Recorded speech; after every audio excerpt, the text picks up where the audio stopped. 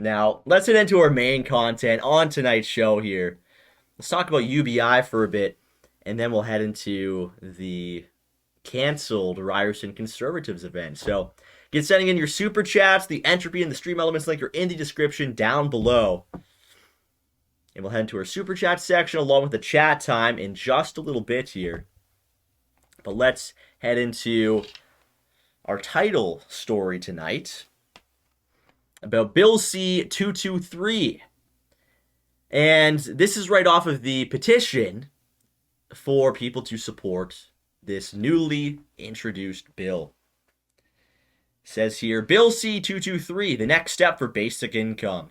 On December 16th, 2021, Member of Parliament Leah Gazan introduced Bill C-223, which, if passed, would establish the first national framework to establish a guaranteed livable basic income for all persons over 17 across Canada. Key features. For any person over the age of 17, including temporary workers, permanent residents, and refugee claimants. Create national standards for health and social supports that complement a guaranteed basic income program. Determine what constitutes a livable basic income for each region in Canada. To ensure that participation in education, training, or the labor market is not required. And finally, the last key feature, does not result in a decrease in services or benefits meant to meet an individual's exceptional needs related to health or disability. So what would Bill C-223 do?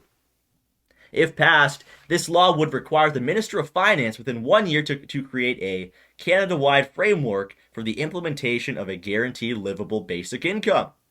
Simply put, this means that the federal government would need to put together the standards and plan from which it, along with the other levels of government, would create basic incomes in their jurisdictions. It requires that the minister consult all other relevant ministers and their provincial counterparts, Indigenous elders, and governing bodies, as well as policy and basic income experts. The report must also include any social, health, or economic conclusions and recommendations that would complement the framework and guide the creation of a basic income scheme. So, this doesn't mean that UBI will be passed right as soon as this lowly bill is passed. But what this does is this gets the ball rolling for Justin Trudeau to implement UBI. This gets the ball rolling, right? And think about all the other bills that they are passing right now with C3, with C4, with C36 about to be retabled, right?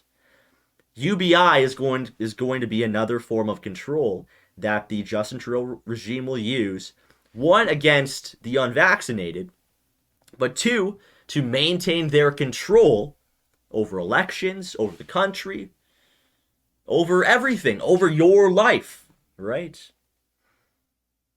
It wouldn't surprise me in the slightest if initially, after this bill is debated, after Justin Trudeau goes forth with his UBI bill, right? It wouldn't surprise me in the slightest if UBI in Canada starts off as UBI, but only for the Indigenous, or UBI and only for minorities, or UBI, but only for the vaccinated. And these are things that we have to be very weary of. It was recently, this was a couple days ago, and there's this one article that I saw. Historic injustices require historic reparations. Ottawa setting aside $40 billion for Indigenous children in First Nation families. So this is basically already starting, right? The reparations, the handouts, the economic control of Canadians is already beginning to be rolled out by the Justin Trudeau government. $40 billion, by the way, for Indigenous people. Now, I'm not going to say that this is exact because I was told this, okay? So I was told this. But I was told that roughly around $20,000, when all is said and done, is going to be given to indigenous families when all's said and done at the end of the day. $20,000 just for being indigenous, for doing nothing but what, complaining? Doing nothing but complaining about how Europeans came to this country and made it great and actually built the country on land that was virtually being unused by the native population. $40 billion going to indigenous families. And I see something like this when it's tabled by this terrorist NDP party. And you know that they just have something evil up their sleeve with it, right? Like I was saying, they are looking at every single avenue possible in which they can demonize the unvaccinated, in which they can continue to pick off stragglers that have refused to be vaccinated. And this is just yet another way that they will be able to do it. I've been saying for the longest time, going back a year and a half, I said that they will inevitably ban the unvaccinated from grocery stores. And guess what happened a couple weeks ago? It was in fucking New Brunswick, I think, right? Now the unvaccinated can be banned from grocery stores. Next, they're going to ban you from gas. They're going to ban you from getting a driver's license. You can't leave the country right now. If you're unvaccinated, you literally cannot leave the country. You are a prisoner within your own country. And anybody who's vaccinated, they are going to get preferential treatment from here on out. And I see a lot of conservatives that are, using these tactics to try and poke fun at the vaccinated because now, they have to get the tests and they're losing some of the rights that they got from being vaccinated. Going to restaurants, going to movie theaters, stuff like this.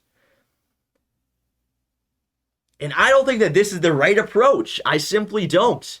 When we're looking at everything that's coming down the pipeline for the unvaccinated, these bills are not going to stop.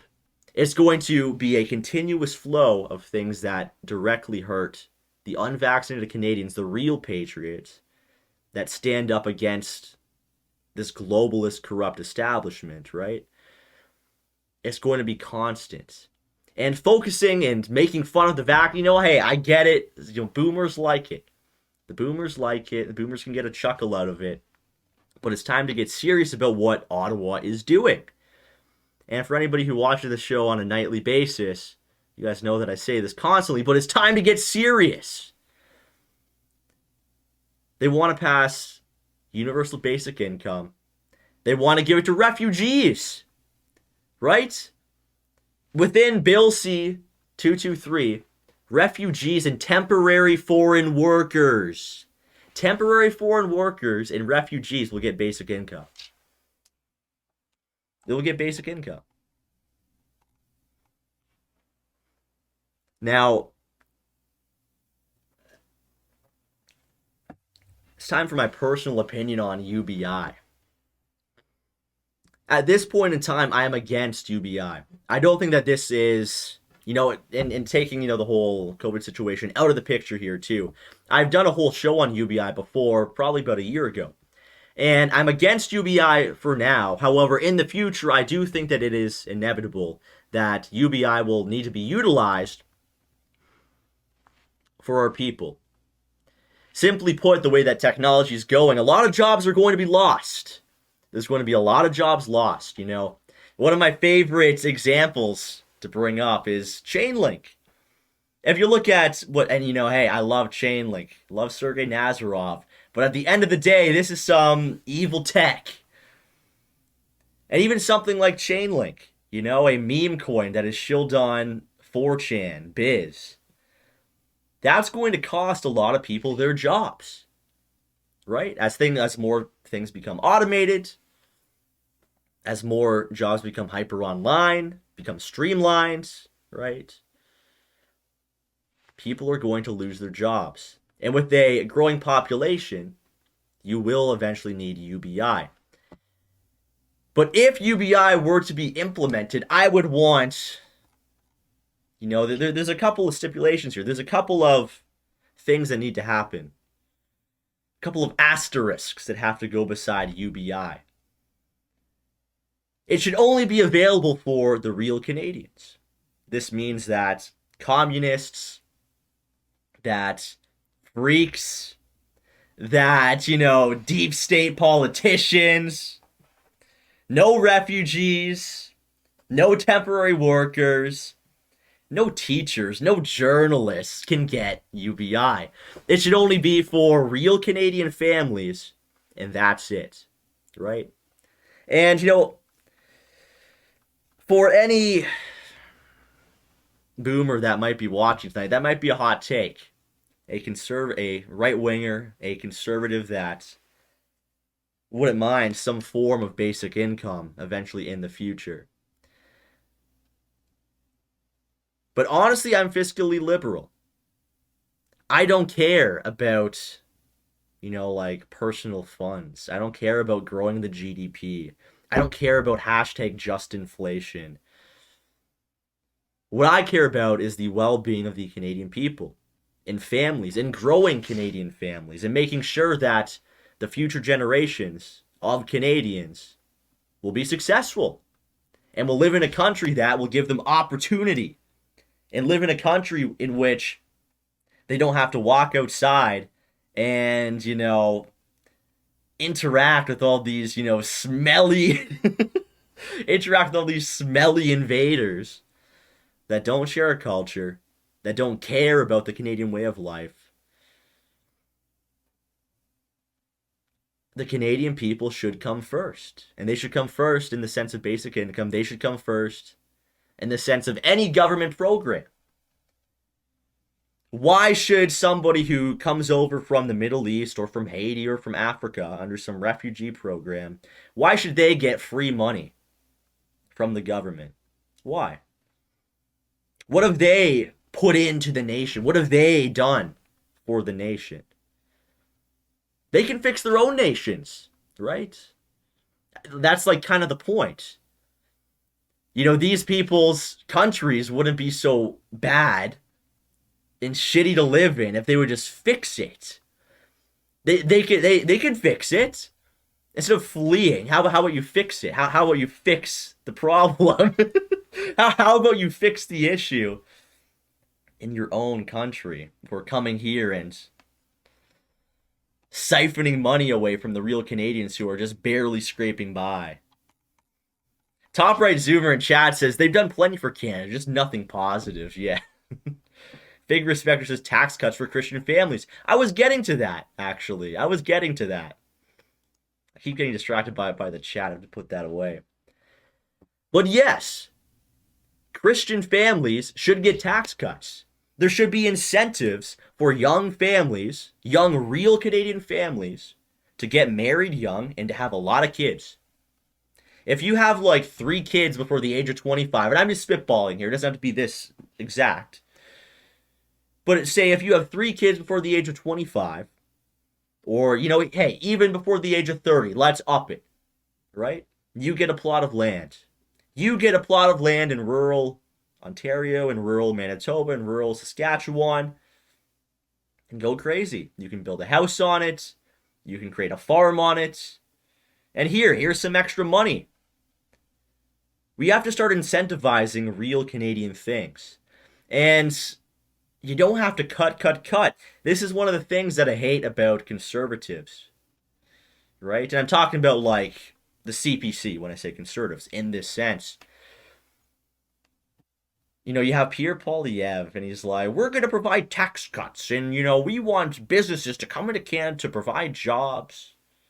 But who's getting those jobs? Who is getting all of these benefits that our Canadian government and that the Canadian that the Canadian taxpayer pays into? It's not us.